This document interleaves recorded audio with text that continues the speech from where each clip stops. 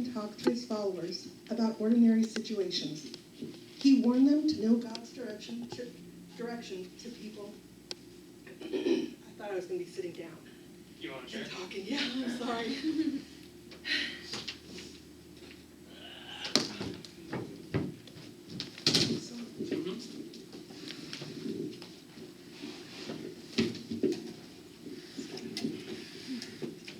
Jesus often talked to his followers about ordinary situations.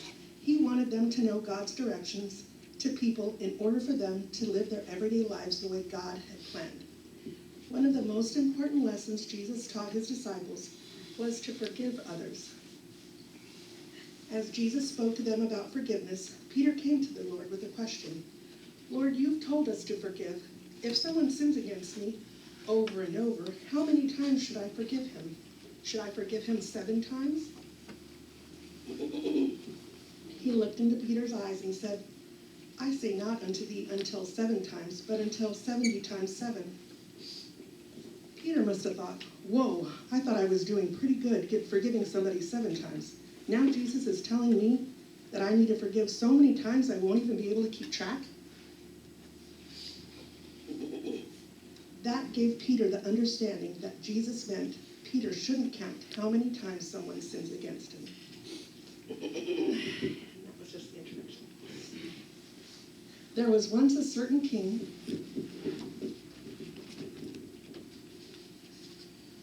and if you'd like to follow along in your Bible, it's all true. There was once a certain king who had many servants. Some of the servants were the king's hunters, and they hunted every morning so the king could have fresh meat on his table.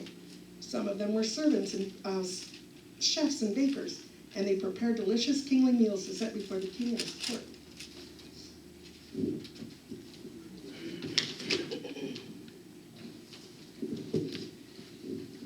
The king also had other servants who went throughout the kingdom collecting taxes from the people. The king would tell the tax collectors how much money each person owed. Then the tax collector servant would go to each person and say how much the king owed. The king had ordered taxes to be paid today. The servant would tell the person, the amount he owed, including the amount the servant was to keep for himself. The person who owed the money would pay the servant, and the servant would pay the king, keeping extra for himself. It was time for the king to call all the servants who owed him money. One after another, the king's servants stood before him to pay. There was one particular servant who had to be brought before the king. It seems this servant didn't even want to come, but he had to be brought. This particular servant owed the king so much money. This particular servant owed the king so much money that he would never be able to pay it. The amount the servant owed the king was in those days called 10,000 talents. In our day, that would be millions and millions of dollars. The servant was not rich. He wasn't a millionaire or a billionaire. He was just a servant of the king. Perhaps he had been a tax collector servant and had spent all the tax money he collected rather than giving the king what he owed him. Whatever his job, he now owed the king more money than he could ever earn in a lifetime.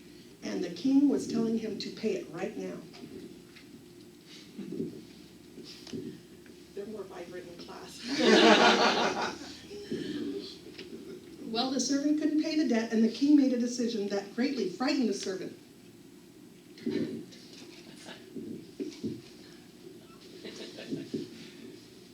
I command that this servant be sold. And not only shall he be sold, but his wife shall be sold as well. Not only shall this servant and his wife be sold, but his children shall be sold. And these all shall be sold as slaves, and everything they own shall be sold. After the servant, his wife, his children, and their belongings are sold, the money is to be brought to me to pay the servant's debt. The servant was horrified. He fell down at the king's feet. He cried to the Lord, Lord, give me patience, I will pay thee all. I was so afraid of losing all that I had, I didn't even think about the fact that I could never, I can't pay all the money back, but please have mercy on me. All he could think about was losing his wife and his children and his belongings and being sold as a slave. He just couldn't let that happen. But the good king looked at the servant who was crying at his feet.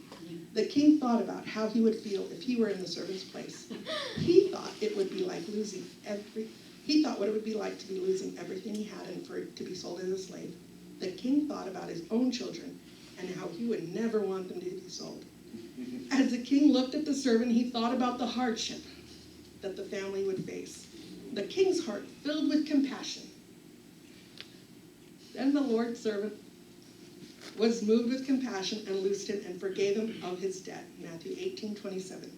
The king said, "Arise, I forgive you of your debt. Not only am I not going to sell you, your wife, your children, but I will not even make you pay me 1 penny that you owe. Your debt is wiped away. You are forgiven."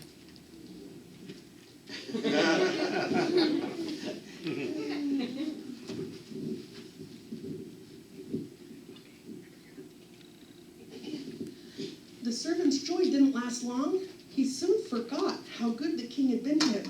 He forgot about the great money he had owed the king. He forgot how merciful the king had been to him in not selling his wife and kids. He forgot how relieved he was to be forgiven of his great debt.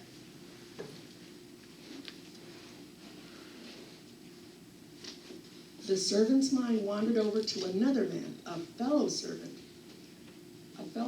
who owed the first servant a little bit of money.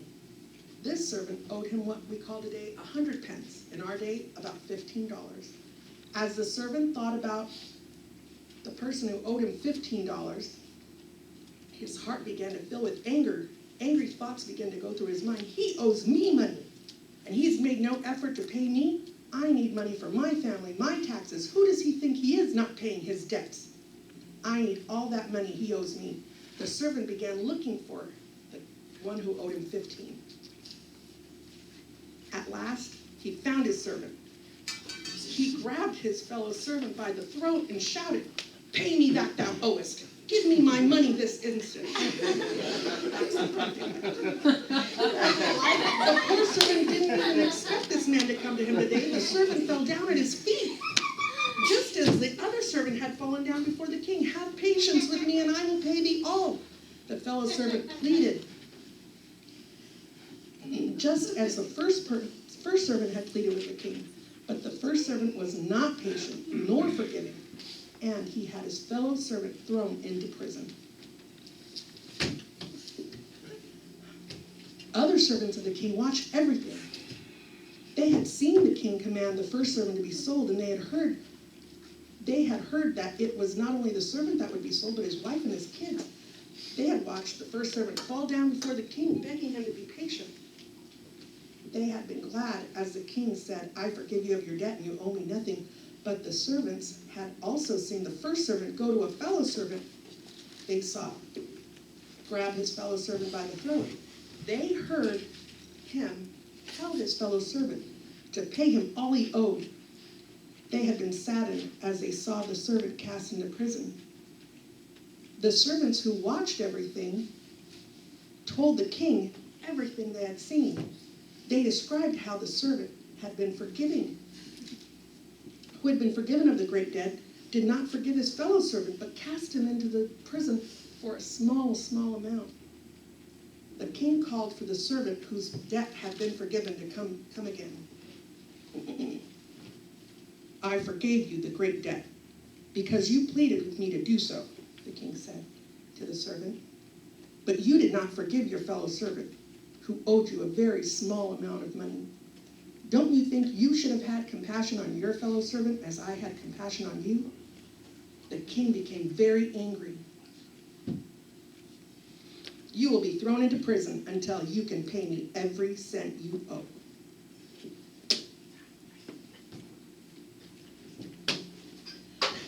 The story is often called the parable of the unforgiving servant, and Jesus told Peter and the other disciples that he wanted them to learn from it.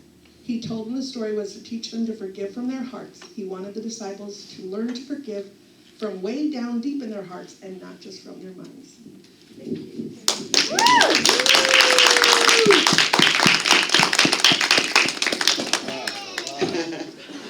Bravo, bravo.